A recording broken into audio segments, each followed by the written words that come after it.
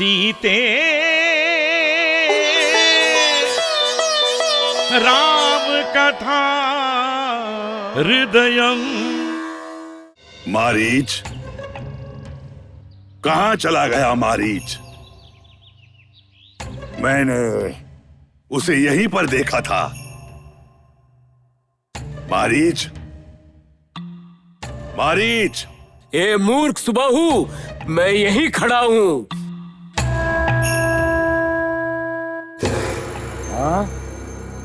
हाँ हाँ, मारीच, मायावी रूप में। इस कार्य में तुम प्रवीण हो।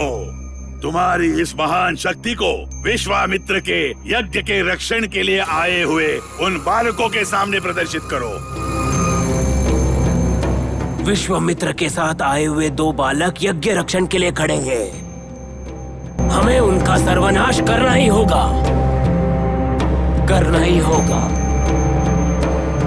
उन दोनों बालकों के कारण मेरी माता ताड़का का संहार हुआ है।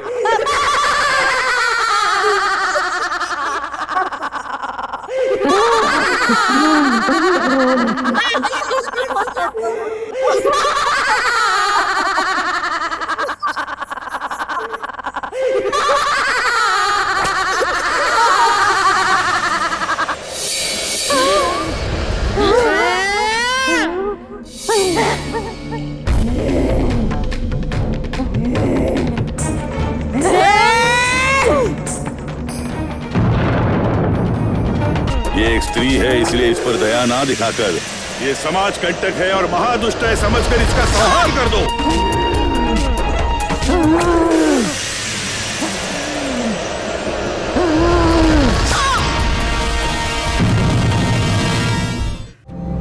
शांत हो जाओ मारीच। स्वामी का कार्य साकार कार्य है। उस यज्ञ का नाश करने के साथ ही उन बालकों का भी संहार कर देते हैं। इससे पहले इस विचार को हमारे प्रभु लंकेश्वर को बताएंगे। ऐसा ही करेंगे। महाराज रावण की जय हो, महाराज रावण की जय हो। प्रभु लंकेश्वर, बहुत बड़ा संकट आया है, बड़ा संकट आया है। बंद करो अपने ये विलाप को। जो कोई इस रावण की शरण में है उसका भला होगा, कोई संकट नहीं आएगा। मारीच, तुम ऐसे मौन क्यों खड़े हो? क्या हुआ है? हमने जिस यज्ञ का नाश किया था वो पुनः आरंभ हो चुका है। यज्ञ की रक्षा के लिए वह अयोध्या से बालकों को लेकर आए हैं। मुझे वो ज्ञात है। अयोध्या के 2 बालक यदि यज्ञ की रक्षा करते हैं तो क्या हम पर संकट आएगा? मारीच और सुबाहु, मूर्खों की भांति बात करना बंद करो। 2 बालक ही है ना, वीरभद्र आए हैं, ऐसे भयभीत होना बंद करो। हैं? महाप्रभु, वह दोनों बालक अयोध्या के अधिपति दशरथ के पुत्र हैं, राम और लक्ष्मण। राम और लक्ष्मण क्या दशरथ के पुत्र हैं? अयोध्या के राजकुमार। वो दोनों अभी बालक हैं और तुम दोनों इस रावण के अंगरक्षक होकर उन राजकुमारों से जो उस यज्ञ की रक्षा के लिए आए हैं, उनसे भयभीत होकर मेरे सामने आकर खड़े हो गए हैं। लज्जा की बात है, लज्जा की बात है। हे प्रभु लंकेश्वर, उस राम ने ताटक वन में स्थित बहुत ही बलशाली मारीच की माता ताड़का का संहार कर दिया।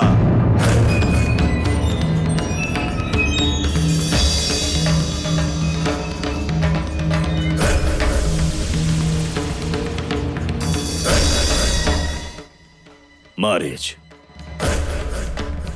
क्या उस बालक राम ने तुम्हारी माता ताड़का का संहार कर दिया? जी हाँ प्रभु, इसीलिए वो बालक साधारण नहीं, यही आपसे कहने के लिए मैं आया हूँ। इसी कारण प्रभु वो विश्वामित्र यज्ञ की रक्षा के लिए उस राम को लेकर आया है।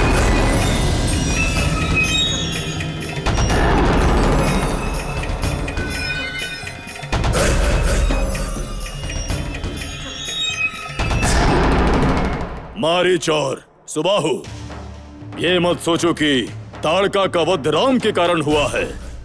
सोचो कि वो विश्वामित्र के तप शक्ति से हुआ है। उस विश्वामित्र ने राम को तुम्हारे सामने रखकर दोनों से छल किया है। उस छल से तुम दोनों भयभीत मत हो।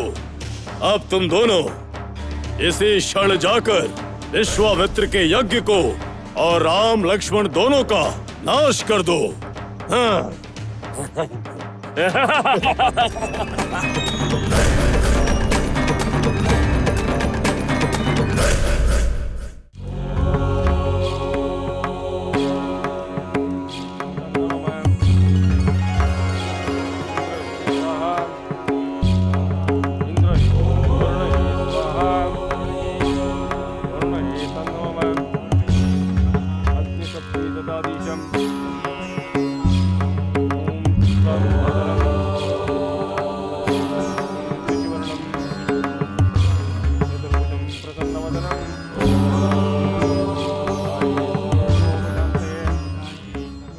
भ्राता, महर्षि विश्वामित्र को यज्ञ आरंभ किए 6 दिन बीत चुके हैं, परंतु ये मारीच और सुबाहु हमें कहीं भी दिखे नहीं। लक्ष्मण, ऐसा सोचकर क्षण मात्र के लिए भी हमें अपने लक्ष्य से भटकना नहीं है।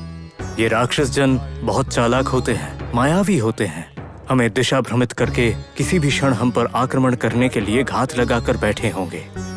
इस यज्ञ का अंतिम चरण जब तक संपन्न नहीं हो जाता, इस यज्ञ का फल नहीं प्राप्त होगा। उचित कहा भ्राता।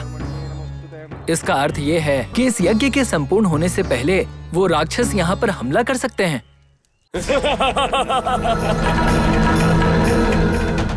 भ्राता, वहाँ देखिए।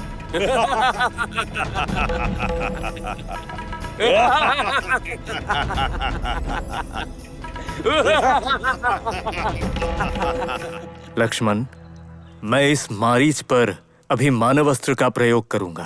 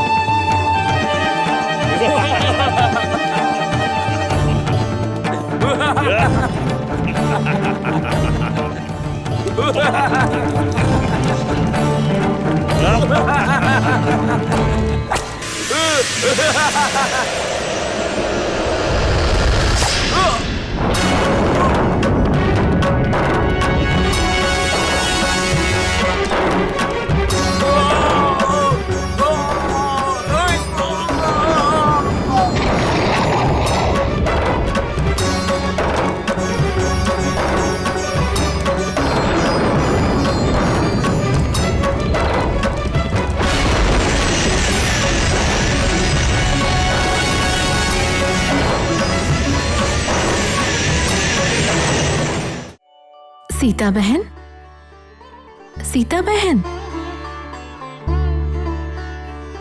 आज तुम उपवन में भला क्यों नहीं आई? मैं प्रतीक्षा कर रही थी। मुझे क्षमा कर दो उर्मिला, मैं माताश्री के समक्ष बैठकर महान स्त्रियों की कथाएं सुन रही थी। मुझे समय कैसे निकल गया पता ही नहीं चला।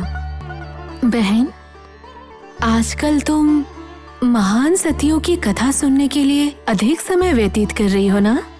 उर्मिला, बाल अवस्था में जिस प्रकार हम शिक्षा और खेल पर अधिक ध्यान देते थे, उसी प्रकार हम आगे चलकर पति के घर जाने वाले हैं, तो सती की तरह निभाने वाले उन दायित्वों के बारे में भी हमें जानकारी होनी चाहिए ना?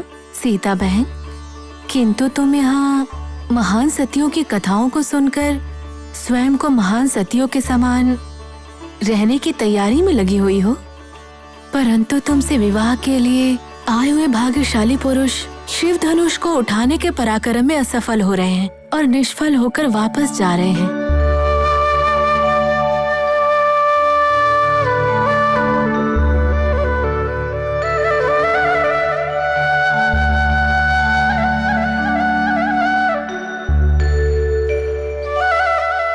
सीता बहन, क्या सोच रही हो? वो शिव धनुष को उठाने वाला महापुरुषोत्तम इस मिथिला नगर में आने वाला है, इसका भरोसा है मुझे। सीते